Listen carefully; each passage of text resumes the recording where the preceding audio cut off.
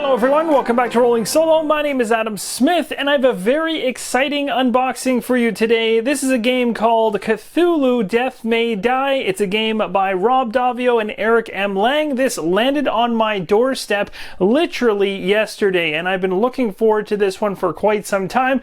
So I thought it'd be really interesting to show you guys what you can expect to find inside the box for this particular game, as well as take a look at some of the Kickstarter content that was also released during that time frame. So without further ado, to find out more about the game, we'll flip it over, take a look at the back of the box, and then we're going to check out the components inside. The ritual is nearly complete. The unspeakable old ones will enter our world. You can't stop it, you have to destroy them.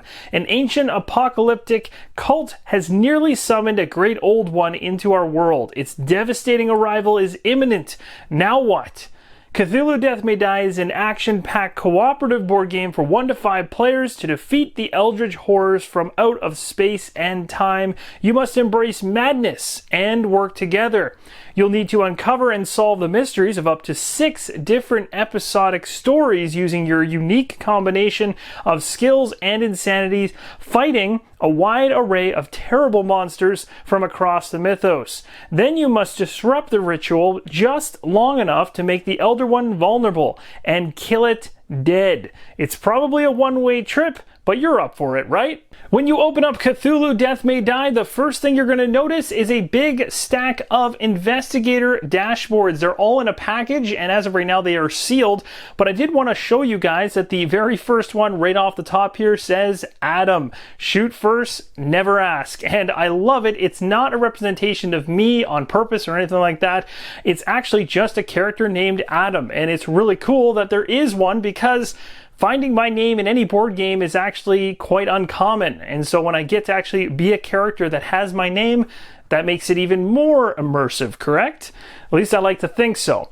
So we're going to definitely go through this stack of player boards in a second, but first let's go ahead and check out the rulebook. So the rulebook for Cthulhu Death May Die is actually smaller than the box itself, as you can see here. It's just this big, so it actually isn't the full size of the box, so it's not an overly massive rulebook. It comes in just shy of 20 pages. Rules summary all broken out, so you can keep this first and foremost while you're playing through the game. It's going to show you things like your turn sequence, so investigators taking 3 actions, what type of actions can you take. Now I know there are these basic ones, but there's also one here called the episode action. So in every single episodic box in the game, you're going to get some additional actions that are specific to that episode that you can do, which is really cool because it's going to ever change up the actions available to you depending on which episode you're playing. So that's kind of cool, because if you're playing a game like Eldritch Horror, for instance, the actions are pretty standalone, they're pretty solid and concrete, and really the only thing that would change that is maybe a card that would allow you to take an action and do something, whereas this is very specific actions towards the episode and basically the narrative that that episode is pulling you through. You've got draw Mythos cards here, investigator fight, resolve and end of turn, dice checks section right here to show you how basically the dice works. You've got successes with an exclamation point. You got elder signs here, require an ability to have any effect, and tentacles are going to have you lose sanity. So that's kind of one of the major components within this game, is the fact that when you're rolling these dice, yes, you're trying to get those successes, but those tentacles are going to come up. They're going to push your sanity track all the way up, and in turn, it's going to drive you closer to madness, but at the same time, unlock some extra dice for you to use and abilities and leveling up along the way, that you actually become more powerful but also more crazy at the same time. And it's a nice delicate balance of how insane can you go. So that's really cool. I like that balance. You got sanity marked right here, fighting the Elder One, and then ending the game. So the first thing you're going to notice when you open the rule book is you're going to see the table of contents all laid out. Of course, all the components that you're going to want to check to ensure that you have inside the box. And we're going to continue on past this as we get to the overview. It's going to talk about your episodes, your Elder Ones. You're also going to notice there's some really nice artwork in this book. You'll see that as I flip through the pages. And again, the artwork basically translates from not only the rule book, but the cards and everything inside of it components-wise, including the artwork on the boxes, to the art book as well. Of course, the art book being being the source, or at least a representation of the source material that was used for this game, it's really, really well done and looks really, really good. And of course, because this is CMON's technically first foray into the H.P. Lovecraft universe in this kind of capacity, directly related to like a Cthulhu-based game, I'm really impressed by what I'm seeing artistically in the game. So I'm really hoping that the mechanics are also going to back up the production that I'm seeing here. Also, as I go through it, you can see there's lots of white space in the rulebook, so you're not going to be looking at walls and walls of text. Again, as I mentioned earlier, it's not an overly large rulebook, so you won't have to spend forever reading it. This is something that you could easily put on the table with players in tow and not have to learn in advance. I think this rulebook is straightforward enough in order to get the game to the table and get going that you could learn as you play. And that probably is the recommended way to do it. You've got your sections here for Storyboard, Discovery Cards, Mythos Cards, and enemies all broken out. I won't show every single page, but this is pretty important here, the tiles and spaces section of the rulebook. You got your investigators, all the different things you're balancing, as I mentioned earlier. You got stress, you got wounds, you have skills, you have sanity, all kinds of stuff. And what I really like is this character dashboard kind of represents a nice mix of like having your stats that you have to deal with, almost kind of similar in a way to like what you'd have with Eldritch Horror, but almost mixed with like a Blood Rage track mentality where you're kind of moving these things up the track, but instead of getting points, you're actually unlocking skills. So you can see kind of how they use a little bit of that mixed in there. And again, I only use Blood Rage as an example, not for its mechanics, but for the look of the dashboard in terms of the tracks that they used here. And you can see at the top the sanity indication as it goes across. So every single time you basically go across this sanity track, say for instance your marker is right here and you gain 3 sanity, you'll move this marker 1 white space, another white space, and then you'll finally land on what's called an insanity threshold, and you'll stop there. And it says right underneath it, you actually gain a green die. So you're going to be gaining dice as you go more insane, as I mentioned earlier. What's crazier is that if you happen to gain 4 sanity hits and you're at this particular location, you would go 1, 2, and when you hit that threshold, you stop there at 3. You don't go any further.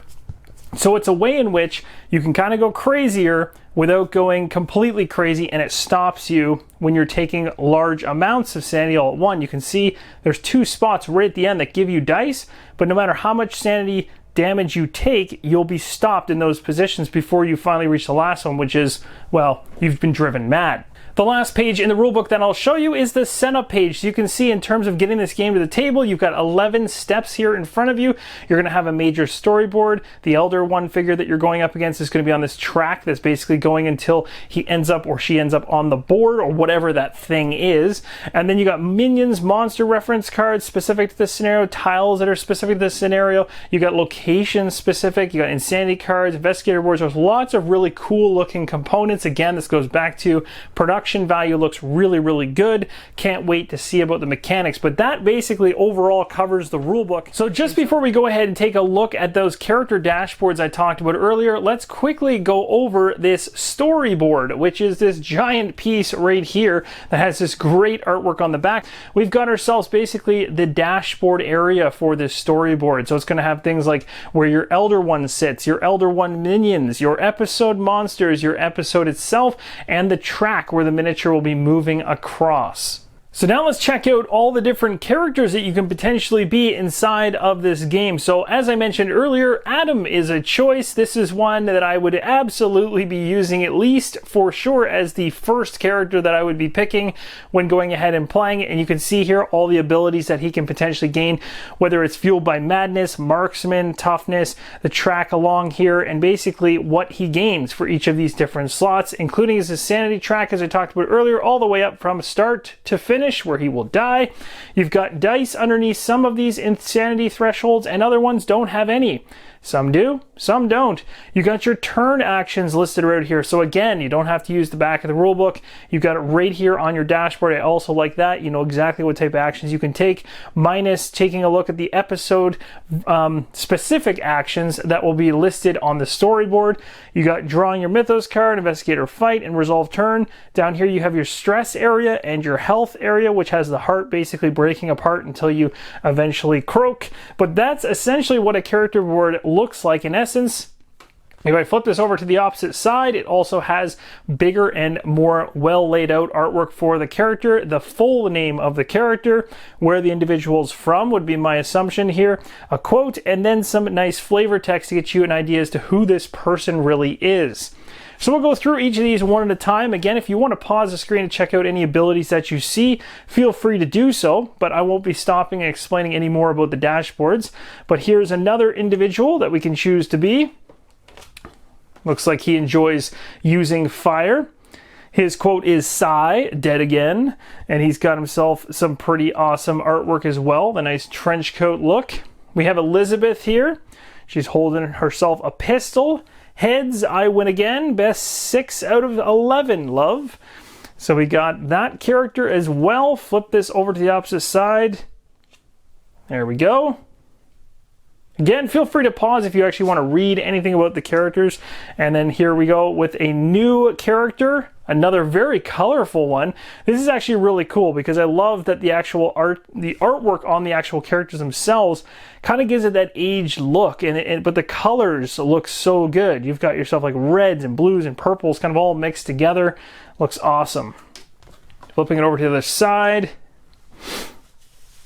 That is that one down. We have Ahmed. What is written is written.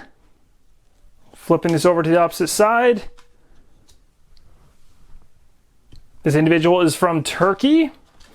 We have Borden. Oh wow, she's got herself an axe. Two things are certain in life, death and axes. I see what they did there because you guys all know what the second word normally is. There's her backstory as well. I really like the artwork even up in the top section here. Looks pretty cool. Ian here, they have us surrounded, those poor bastards. Flip this over to the opposite side.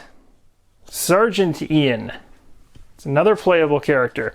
The kid, who's just probably, wow, I mean, having a crazy kid could be a really, really scary thing, being that looks like she's channeling fire, so that's pretty aggressive and also terrifying. Flipping this over to the opposite side, her quote is just to laugh like an evil villain. Makes you start questioning whether or not she's there for the right reasons or if she's even going to try to help. You've got Morgan here. I've got a bad feeling about this. Flipping Morgan over to the opposite side. This is what he's from Indiana. The kid, by the way, said the unknown, so that goes to tell you something right there. Sister Beth is what looks to be the last investigator here. Their lack of faith should disturb them. Flipping this over to the opposite side, Columbia. All right, let's take a nice close-up look at all the punch boards that we got here. Of course, some of these are going to be location-based, and they don't actually have the location words named on them, so I have no idea what half of them are. But in terms of the artwork, you can at least enjoy that. You'll notice there are some arrows on some of these entrances, so from how the game works, basically, your character can't move from one tile to a next unless, of course, there's arrows pointing back and forth through the same passageway. So in other words, if this was aligned in a way that had this side with no arrow laid up over here with the one arrow, that wouldn't work, at least in terms of the investigator or character moving to the next tile. But if they're hooked up like this, you can move right through no problem. You've also got your health tokens as well. You have tunnel tokens, so you can pop up in one area and then go underneath and pop up in another area. You've got fire, of course, because I mean, it wouldn't be a Cthulhu-based game if you didn't have some kind of insane fire getting out of control. You have what looks to be gates. I believe these are spawn gates for the different monsters. That pretty much sums up this very first tile. We'll flip this over to the opposite side. On the opposite side, wow, some really cool looking tiles indeed. The detail on these are really nice and definitely look pretty grim. So I'm liking the style of artwork again on this. Again, this gives me kind of that Mansions of Madness vibe, but again, all the cutouts of the different places are in such unique shapes and sizes that it's very different that way, but also completely different in artistic flair from Mansions of Madness. But that's probably the closest thing I could connect this to just by looking at it like this. The one thing that is nice, you do have kind of a letter-number combination, or number-letter actually. So 12B, for instance. So when you actually need to go find these tiles, it'll be easier. So that's essentially the first sheet or token punch board in the box. The next one here we have Looks like we have actual tokens for toughness, marksman, stealth, and swiftness up top. We've got ourselves, this looks to be a marker that likely will be where the large miniature is, like Cthulhu, for instance, moving across the storyboard. Got some street spaces here, some underground caverns. Kind of looks like you're up against a stream at night with the creepy looking tree there that doesn't look all too alive. Got some nice indoor spaces as well. We'll flip this over to the opposite side.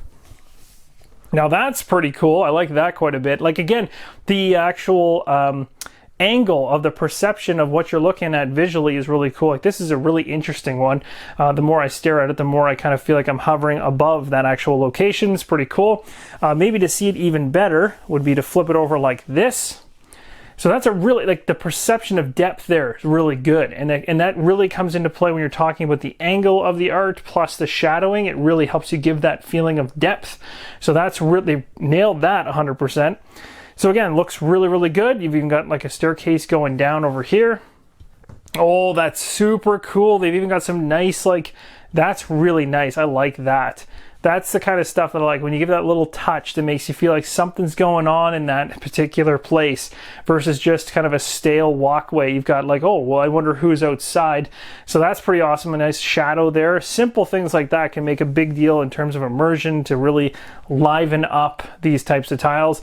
This one right here is wild. You've got staircases kind of twisting all the way down. This thing looks kind of like a torture chamber or something underneath of a large mansion. You got a hallway area, what looks to be an office or study of some type, and then, yeah, I don't know what's going on here, but this looks like a scientist would be having a field day in this area over here. You've got Brawling and Arcane Mastery and a bunch more health tokens. Flipping it to the opposite side, again, you're going to see different things. I'm just going to try to soak this in myself here. What do we got? We got what looks to be a pool of water underground. This looks kind of like a tunnel system in a sewer. If I'm actually looking at that correctly and interpreting that correctly. This looks like an outside garden. Looks like there's a body, like a silhouette of a person in there. That's kind of creepy. You've got, this just reminds me of Innsmouth. As soon as I see that, I just see the tiled streets and the street lights. And then you've got this, so very, like, they're all very varied, but they all gel really well together. So good job so far. Quite pleased. Now this one, like, check this out. Look at the, that looks so good. It's like this huge open entrance area. Again, really good with the lighting and the shadows. You've got what looks to be chairs and stuff like this on stage. I don't know if that's a stage or not, but it kind of looks like a raised platform. And then up here on the balcony area, like, the detail on these lights, like, it probably doesn't show up on camera all that well, but they look really good. They really pop and kind of look really detailed because they're the closest thing to your eyeballs, essentially, in terms of perspective, whereas this carpet or tile or whatever's down here at the very bottom is furthest away and has the least detail. So again, getting that level of perception or depth is really cool. So kudos to them on that. They're nailing it. Looking pretty good here. We also have regular stair tokens as well you can find in the box. And of course, these things just want to come out. So we've got ourselves another completely different kind of opening to a larger room. We have what looks to be a ship. That's pretty cool. The one that popped out of here is this one right here. And this is the opposite side of it. So again, quite happy with the tiles. So that sums up all the tiles. These things are ready to just come right out because they want to be played with. And now we get into the meat of the box. And look at this thing. It is jam-packed. Now there's a lot to look at here when you're taking a look at this box for the first time, but I'll give you a quick overview of what you're seeing. So essentially what's happening is you have kind of an elder god. In this case you have Cthulhu or Hastur, and those can interchangeably be used with one of the 6 episode boxes inside the box. So in other words, you could play the first episode with Cthulhu and you could technically replay it later with Hastur and have a completely different experience, because it's not just miniatures in these boxes. There's also some gameplay elements with that particular character or elder god you've chosen that are going to change how that particular episode takes place, and of course who you're fighting in the end, obviously. So that's nice for the replayability side of things. And of course, if you picked up things from the Kickstarter, that kicks up to another level because you have more content in order to mix and match. The Black Goat is another one, for instance, that comes outside of this box that we might see during this video if I have time. Now, in order to avoid spoilers, the only thing I'm going to show in this particular one is I'm going to pull Cthulhu out and I'm going to pull out one of the episode boxes to give you an idea as to kind of what you could expect in each of these boxes. Plus, we'll obviously take a look at the rest of the components below. So here's a look at the box from all sides, and this honestly follows the exact same artistic flair as the side of the actual game box itself. It has artwork all the way around, and sometimes this is a duplicate artwork, whereas the actual core box down here, you can see there's actually some artistic difference between this side versus the other sides that have investigators over here out of shot, but I wanted to mention that because it's a nice touch. We also have an idea of what kind of contents are inside this box. So we have the Elder One stage cards, there's 4 of them, Mythos cards, minion card, Cthulhu. You've got, so again, like this is where it's going to change how this whole episode number 1, for instance, is going to work when you mix it with Cthulhu. And you're not supposed to mix these boxes together besides mixing a large elder god with one of the episodes. You're not supposed to mix, multiple episodes together or mix Cthulhu with Hastur, that type of thing. You're supposed to keep it basically giant box with small box, and that's pretty much it. So we're going to go ahead now and crack this thing open because that's probably what you guys want to see. See exactly what's inside these things. So opening this particular box up, on the inside, the first thing we're going to see is those cards I mentioned. So there's 4 of them right here, and they are all sealed up, so we're going to have to go ahead and open that up. Then we've got the minions of Cthulhu right here. There's a pack of them. So again, this is going to all sit on the story dashboard. So there's the minions of Cthulhu. Flipping this over, there's Cthulhu himself. We'll open that pack up and take a look at that separately.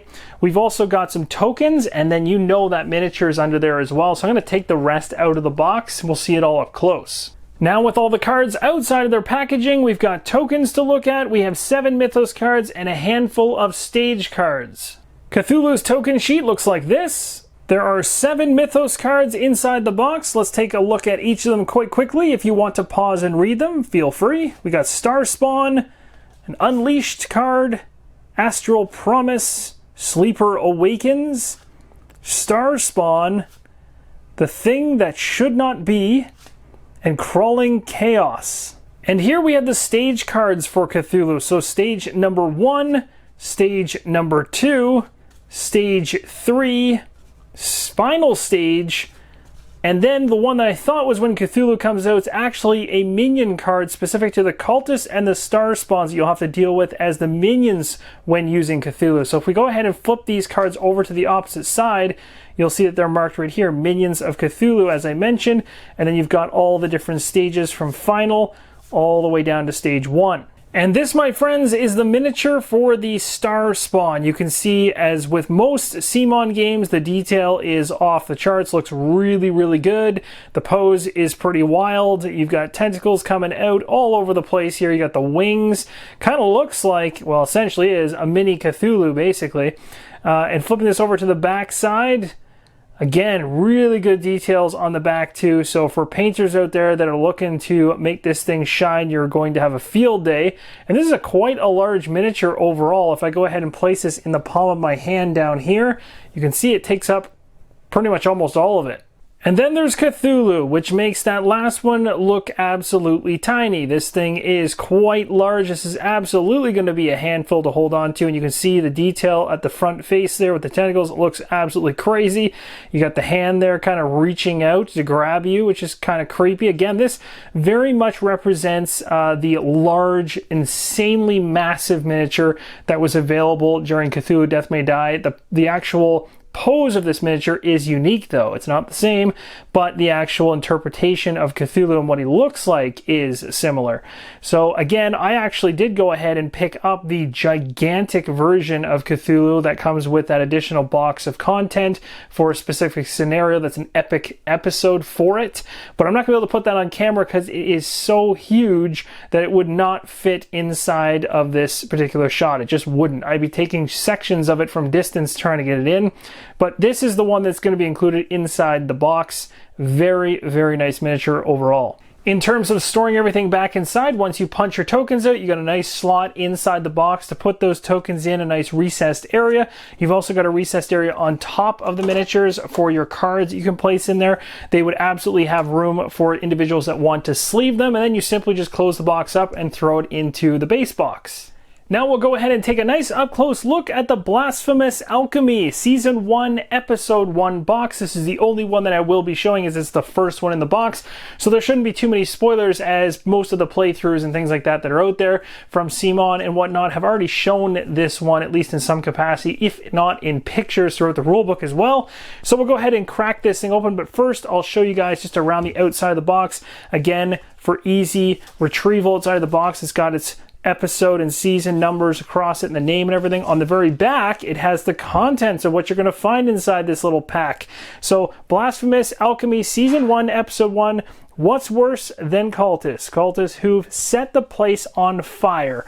Another night and another damn ritual to summon an elder god. If we blow up their labs, we can cause a lot of trouble for whatever it is they are summoning.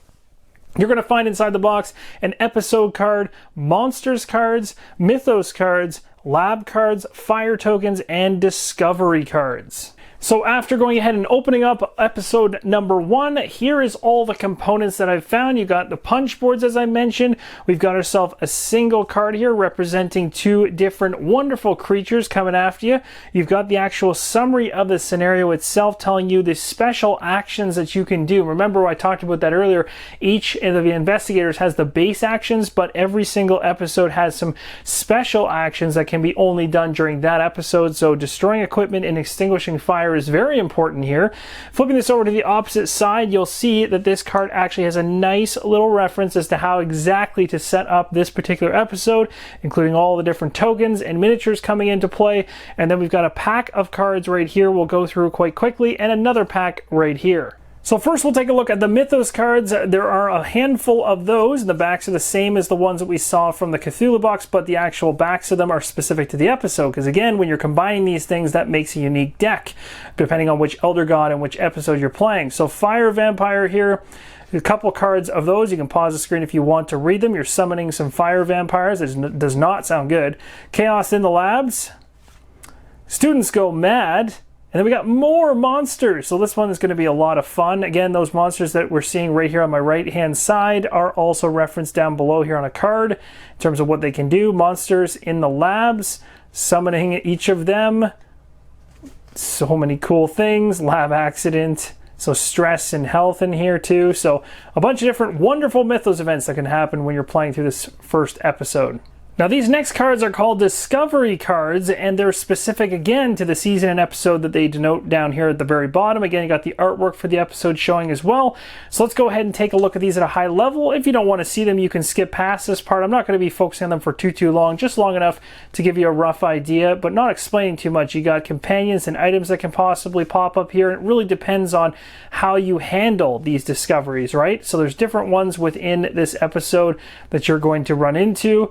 Likely by the time you play the first episode, you won't remember what's on these cards anyway, but if you really don't, if it doesn't bother you just to read them, you'll get a rough idea as to how these actually work. And there's quite a few of them in this pack, to be honest, going through this. Fire equipment, for instance, monkey paw. There we go. I think that's all the way around. As you can see, there's a card specific to referencing the monsters for this episode, their health, what types they are, what special abilities they have, and the dice, of course, for them and how they're going to affect you. And then you've got the artwork and reference on the back. And of course, as the episode stated, there's going to be lots of fire, so you're going to need fire tokens. Now, I could absolutely see people using upgraded tokens to switch these out, like using actual 3D fire-based tokens. I've got enough 3D ones between Joan of Arc or, for instance, even Hate, which came from CMON Games, has some fire actual 3D customized tokens that I could potentially use instead of these ones. But to be honest, the actual brightness and the look of these look really good. So these are not kind of cheap looking fire tokens at all. But if you wanted to kind of ramp things up, I could see people easily going ahead and trying to find some kind of proxy to make these fires look even more interesting on the game board. You've got one lone fire token in here amongst what looks to be, and I'm not 100% sure on this yet, but they look like they're lab-based or scientist-based tokens of some type, so maybe something objective-wise you need to go after during this episode, but that is yet to be revealed. Next, we have a deck of cards that applies to all games of Cthulhu Death May Die. You can see here the level of detail they went to by adding this nice little touch in there. Patient medical files. So we're going to flip these over and take a look at all the wonderful bad things that can potentially happen to you. So I'm not going to read out every single one of them, but you can actually read them yourselves. Codependence, for instance, there's one here. We got reoccurring trauma. So these are all the different types of conditions that you can essentially take during your journeys through this game. The artwork, by the way, at the very top looks absolutely awesome. I'm loving it. It's colorful and it's certainly aggressive and very cool looking. In the lower portion of this box, we've got a nice 3-tray system here stacked on top of each other, which is essentially full of miniatures. So you see the investigators on top here, some dice, some of the colored bases. We'll take a look at those all up close and then we'll move further down the trays. So here's a look at 5 of the investigators. There's another 5 in the box. Adam is actually 2 in from the left holding the rifle, so I'm looking forward to using him. The detail on the miniatures, again, it's CMON. They look great. I don't see any bending in any of the straight edge plastic pieces here for the miniatures at all, so there's no issues there. And the quality of the actual detail in the miniatures looks really, really good. Of course, they're just shaded as of right now in one-tone color, but once you throw some paint on these things, they'll really come to life. And here's a look at the final 5 investigators. You can see the kid, that crazy kid, is 2 in from the left. I'm sure when Serenity gets older, she's going to love using her. And she's a little bit nuts with the fire in her hand and the fact that we have no idea where she came from based on her character dashboard. It's a little terrifying, as I've mentioned before. The other characters look really cool as well and all have really unique sculpts and molds as well as some interesting poses. Inside the box, you're also going to find some really high quality dice here. They're going to have ones with exclamation marks and elder signs on the same side, some that are blank, some are going to have an exclamation mark only, and other ones are just going to be a straight up elder sign. You're also going to find tentacles, which are going to increase your sanity and make you go nuts. You're always going to start off with the 3 black dice whenever you're rolling, and as you go through the game, you will gain additional green dice, mostly because you're going crazy. All the characters in the game, of course, have their own color-coded player base. Now we've gone through the first tray, we go to the next tray underneath of it. You can see there's some nicely packaged miniatures as well as some tokens. We'll take a close-up look at each of them.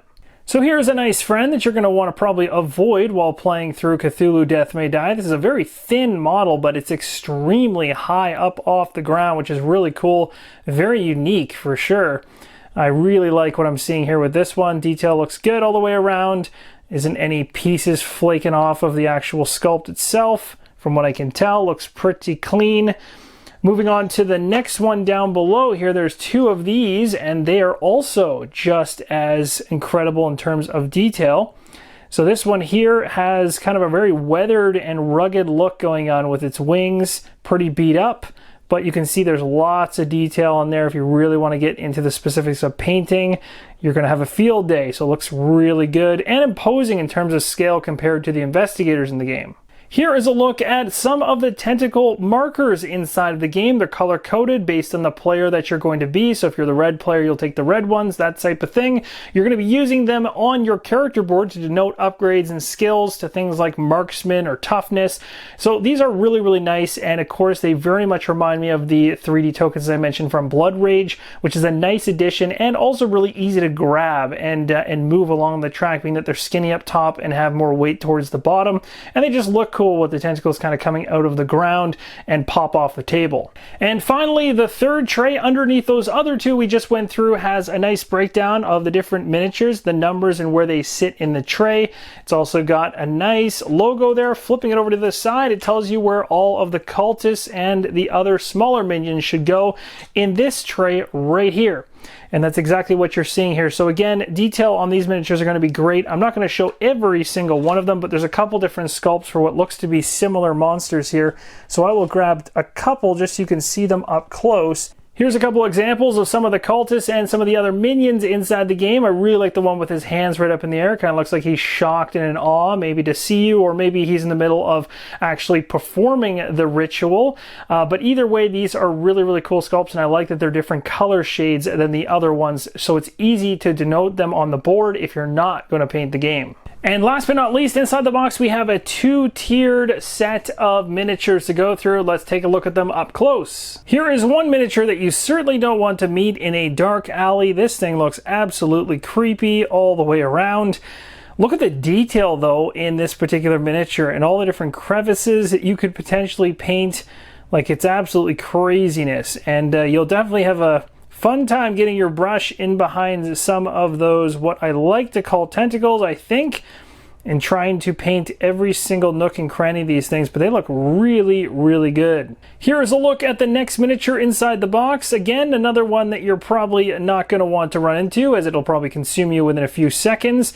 Looks pretty grotesque, but very, very cool and thematic. They definitely nailed the look and feel of the miniatures for H.P. Lovecraft. Moving right along to the second tray, underneath the two miniatures we just took a look at, we have the Fire Vampire, and there's actually two of them inside the box, and we know from the episode 1 box that we opened up that Fire Vampires are a part of that particular episode. So, when learning the game, this looks like it might be making an appearance. Next, we're going to take an up-close look at the Frost Dice, which were Kickstarter exclusive during the running of the Pledge Manager. And here's an up-close look at those Frost Dice. They look really good. There's certain sections of the Frost Dice that are a little bit more transparent than others, so that's something that I really like. It's not see-through or anything like that, but there's almost a level to them where you can see past the edge that you're looking at, and they do look really, really nice. So in comparison to the ones from the base box, they add a little bit of excitement to the regular dice. As part of the Kickstarter, there was also another character added in as a promo character called Scarlett. So I'm going to go ahead and open this box up and show you what's inside. So you can see inside the box we've got the character dashboard, at least the one side that has the flavor text and the artwork on it, and the miniature in the top left-hand corner locked in the cardboard. So we'll go ahead and pull them out, take a closer look at them. So here's a look at Scarlett's character dashboard. She's got play the odds, swiftness, brawling, and then of course the rest of it is similar to the other investigators, minus all of the different abilities or skills that she's going to be unlocking throughout those 3 different tracks. She also comes with a miniature which matches the actual artwork that you can see on her character board, and the actual miniature itself is really, really nice as well, and a good pose. Next up, let's take a look at the art of Cthulhu Death May Die. I'll show you a number of these pages so you can actually see what it looks like inside this art book, but remember, this is exclusive to the Kickstarter. You might be able to find this through a CMON Time Machine in the future, potentially, but who knows? Most art books are really just tied to the Kickstarter at the time of backing during the Pledge Manager, and usually from CMON don't come out at a later date. So, this is going to give you a good idea as to where some of the artwork came from, and also some of the larger pictures instead of where they're crunched down onto boxes and whatnot. So here's a nice quote, and there's also flavor text for the characters in this as well, which is a really nice touch. So moving right along here, you can see this is essentially kind of how they worked through the different options to get to the box covers that they did, and the concept art along the way. You've got some art in here that we may or may not see on some of the episode boxes, or maybe some that were like left on the drawing room floor. You're going to see some art that we've seen in the rule book, but at a larger scale, so you can appreciate it even more. Something like this looks absolutely awesome. Cthulhu in the background there while everyone tries to get away, running with shots. And of course, there's some flavor text mixed in here as well, giving you some meat in terms of what you're looking at, not just the art. So that's always good. Very, very, very creepy creatures in this world for sure. And also, the other thing that's great about the art book, and this is also specific to painters, is that if you're looking for something that's a lot larger to gauge your painting off of, art books can be a really, really good way to have that color distinguished and outlined for you in a bigger size, so that you can actually kind of prop this thing up as you paint the miniature to match the way you'd like it to match. So again, it's going to go through all the different monsters. It even talks about them, gives you a little bit of background essentially, or what this monster actually is and what it does, as well as a quote from each of them. So again, if you're not familiar with the mythos, you're not familiar with H.P. Lovecraft in general, some of these monsters are going to make any sense to you. You're not going to understand what they are, where they came from, but others of us that have played many of these types of games before recognize a majority of these. The Hound of Tyndalos is a really good example of that, but there's all kinds here. So anyway, there's all kinds of monsters shown throughout the art book, and as we continue to go, at some point here, and there's honestly in total there's almost, I think there's 119 pages, so it's no slouch that way. Eventually you get to the actual investigators, and there's a full page actual artwork as well as the backstory here, and this backstory, I wouldn't be surprised, is probably also shown on the back of the character dashboards as well, but you get them in larger scale here, so that's kind of nice. So there's a few examples of some of the characters that we saw, and that basically will take you all the way to the back of the book here, where there's some bigger pictures that are specific to the conditions inside the game. So we saw those cards earlier on. So it's got all the different insanities you're dealing with, and then back to some of the characters. So lots of stuff in the art book. It looks really, really good. So we're going to close this one up and move on to the next item. Now, another Kickstarter exclusive that gives you a new Elder God to mix into any episode that comes in Cthulhu Death May Die. So in other words, it allows for more replayability throughout all the episodes that the box includes, because remember, Cthulhu and Hastur were in that base box. Well, now this Kickstarter exclusive Black Goat of the Woods allows you to replay those 6 again and have changes to how the episode is going to pan out. Again, the box is very reminiscent of the boxes that were inside of the base game. And you've got the components listed on the back here. So you got your Elder 1 stage cards, your minion cards, your Mythos cards, and then of course the actual miniatures. So when you go ahead and open up this particular box, this is what you can expect to find inside. I'm not going to go through each of the cards in this pack because I want to keep all that stuff a secret. I am showing you just one of the top cards, but I'm not going to go through all of them in order to avoid spoilers, but I will show you guys the miniatures up close. Inside the box, there are 6 Dark Young, and that's what this particular miniature is called. So there's a bunch of them in there, and that's essentially what's going to be happening as the Black Goat of the Woods is going to be throwing many of these at you during your fight against him. So that's pretty interesting indeed. These are very creepy looking, and there's 6 of them. So you'll be seeing quite a few of these when you add them in. And then this gigantic miniature is the Black Goat of the Woods himself, and it is absolutely huge and very impressive even when compared to the base Cthulhu miniature that we showed earlier on here in the video. This thing is ridiculously massive, has all kinds of craziness going on in the back of him. He looks really well sculpted, really well designed, and nothing's bent or out of place on this thing in the least. Now, the only thing I think that CMON could do to up their minigame, honestly, at this particular point, is to get those bases more alive. If they were able to get some action going on to the base themselves, that would be a fantastic bump up. But honestly, overall, there's not much to complain about. This thing looks phenomenal. The next box we're going to take a look at is the Cthulhu Death May Die Unspeakable box. This is the box that houses all the stretch goals from the Kickstarter outside of the few extra stretch goals that we just went through that were kind of separate. So we're going to see lots of investigators in this box for sure, as I'm expecting also some minions, potentially some monsters. We shall see. It has been a bit, so I don't know exactly what things we're going to find inside this box, but I can tell you right now the artwork on it is top notch.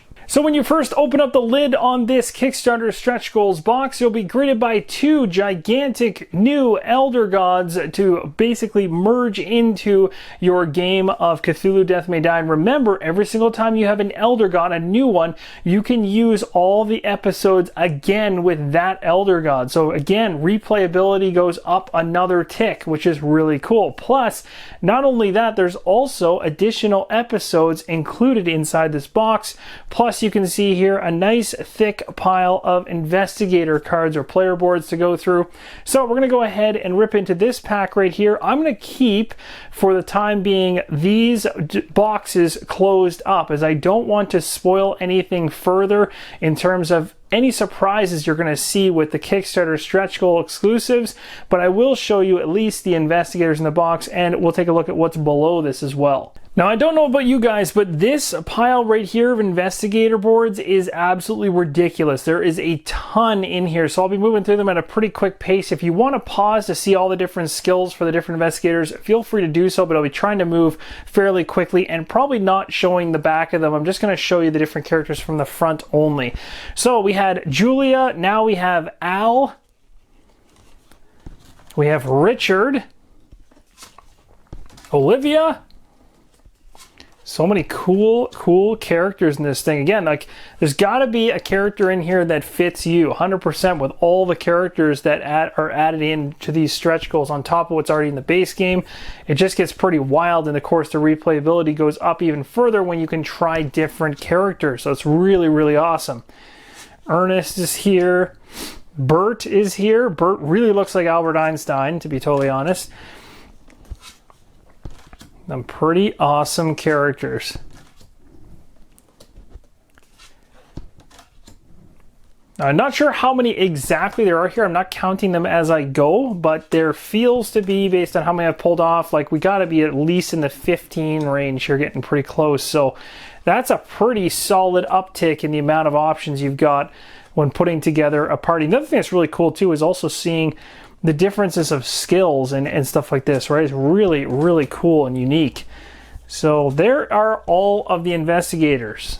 Now this is a stretch goal that a lot of people are going to appreciate because it eliminates the need to go find a third-party overlay for these character boards, which is something that a lot of people like, especially when you're tracking something on your character board that's easily bumpable and could move, like having a tentacle marker on a skill and then bumping the table and seeing that thing slide across. You've got yourself some actual overlays here in the stretch goals that you'll sit on top of your character board to allow you to basically move throughout the different spots on your skill track and have your actual tokens sitting in a recessed area so that they don't get bumped out. That is a huge upgrade. Well, consider me extremely impressed by these trays that come inside. You've got yourself one side right here, like I said, that has all the recessed areas that will sit on top of the player board. And then you have one that sits underneath, and there's recessed areas for the sides. So you might be wondering kind of how this all assembles. Basically, you would take your character dashboard and you would lay it on top of this. And when it's on top of this, there's a recessed area underneath and a recessed area underneath. Your character board is on top. Then you would take one of these other ones over here and click it on over top like so. And when you do this, essentially what you're doing is allowing yourself to put all the tracking in, like you can see down below here, but you're leaving yourself the ability to then go ahead and slide cards like discovery cards, and on the other side discovery cards into the actual player board itself, plus all the tracking that it gives you. Pretty awesome upgrade if you ask me. And just because I'm so impressed with them, the fact that they're so functional and actually usable, I'm going to show you the front and back side when there's actually a character board inside of them. So here is an example, the front side close up, and of course you're going to have your markers going along here. The grooves feel great, they're recessed, they're bang on in terms of where they sit on this player board. And if you flip it over to the opposite side, this is what the back will look like. So overall, it not only keeps your player board in good condition from being beat up from play, and it also essentially protects it from potentially being damaged from a spill. Next up inside the box, you're going to find yourself trays of the investigators. So all the miniatures for the investigator sheets that we just went through. You've got a spacer here, which is just basically placed to ensure nothing slides around. We have a Happy Birthday Lost Episode 3 box right here, and the first and second episode boxes are right here, and they're quite a bit larger. So there's an example of what it looks like on the front anyway. If I go ahead and I remove out this larger box, it's quite a bit larger.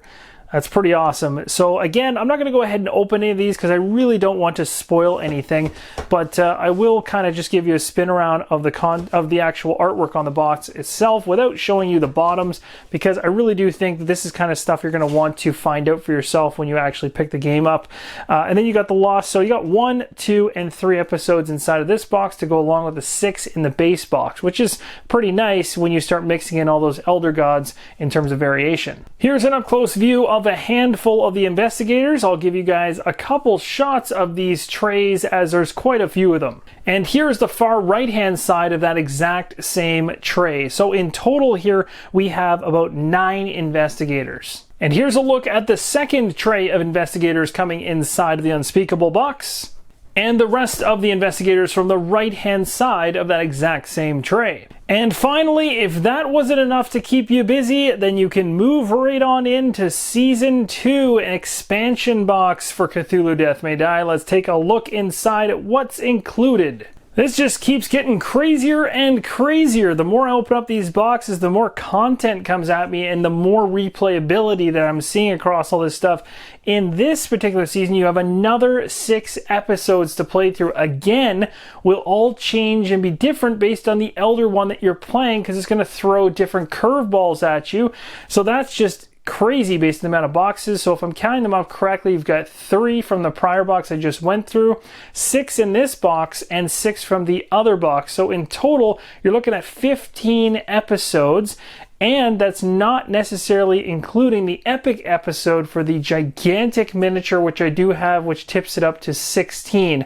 Now, I don't think there's anything more beyond that, but that's a lot of episodes or different scenarios to play through, all with their own unique setup, and then again, the Elder God thing thrown in. Here in this particular box, you're going to see some new tiles as well for season number 2. This is packaged up, so I'll have to open this up to show you guys any further. There are more investigators to add into the game. Yes, if you didn't have enough before, you've got extra ones now. So if I go ahead and remove this pack, of which there are quite a few, another thick pack to go through, we can actually see the layers and the trays of miniatures here. So we're going to go ahead now and quickly take a look at the investigators and these tiles. Let's check out what investigators come inside season number 2. Again, pause the screen if you'd like to check out the skills for each of the characters as I go through them at a quick pace. We've got Luke, Mary, Mario. So many new characters to add and to try out when playing Cthulhu Death May Die. That's probably one of the coolest things too, is not only are you ramping up the amount of variability in your scenarios, but heroes are going to give you some interesting combinations as well. And there's quite a few cool ones in here. Looking like a good selection. Here's also a nice quick look at the front of each of the new episode boxes for season number 2. So we've got Strange Bedfellows, we got Nameless Woods, we've got a Gnomon, we've got Shootout at the HP Corral, Monsters in Sin City, and Endgame. And I'm sure you're intrigued to find out what the tiles look like inside of season number 2, so let's take a look at the 2 punch boards for them.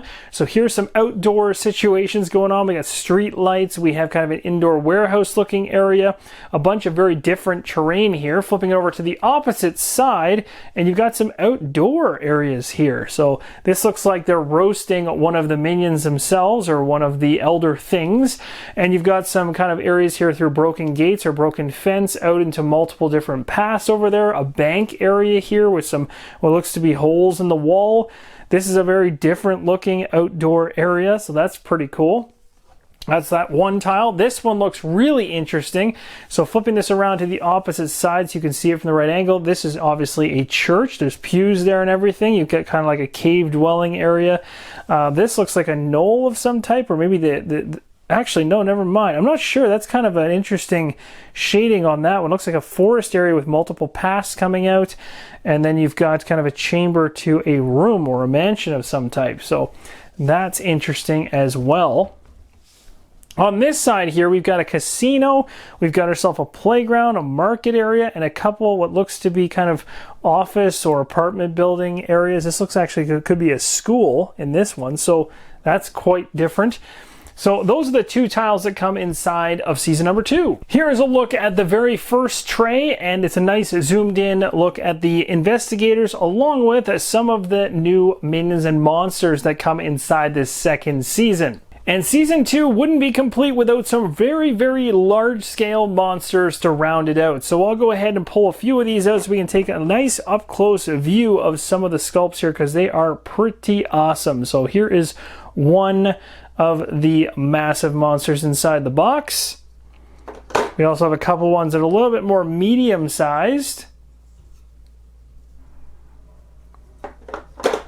This one as well, but it has a lot of really spiky details. So if you really want to step on something that's going to hurt the feet, this would be it. It's got all kinds of little spikes and stuff sticking out all over the place.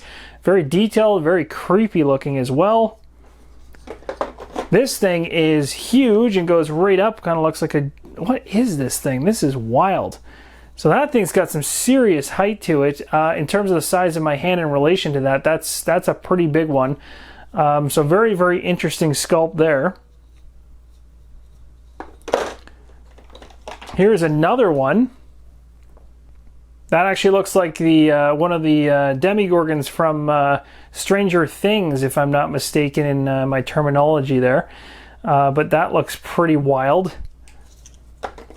You got another one of these. These look like smaller versions of the ones from the first season, where they're very narrow and kind of straight up and down and things like that. So I don't know if that's supposed to be the exact same, but a kind of a smaller version of that creature or a different one. These guys are interesting. They have kind of a hole straight through their center section, but they are definitely not pleasant on the eyes. Pretty aggressive all the way around. If you're into painting monsters, you are going to have a field day with this one. There's lots and lots to paint and lots of detail to be pulled out of these things. So they look really, really good. And that's going to conclude the unboxing for Cthulhu Death May Die, as well as Kickstarter components. Thank you guys so much for watching, and as always, keep on rolling solo.